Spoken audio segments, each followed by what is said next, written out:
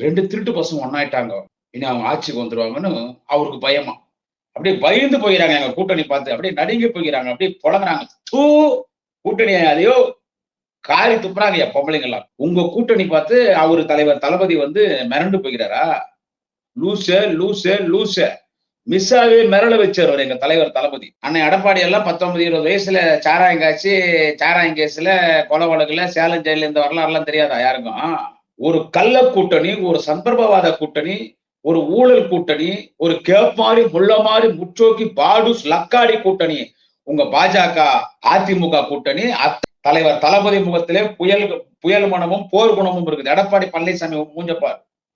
திருடனுக்கு தேள் கொட்டின மாதிரியே இருக்கிற. வாயே திறக்கல எடப்பாடி. அப்ப யாரு பயந்து போய்க்குது? ஏன் வாய் திறக்கல?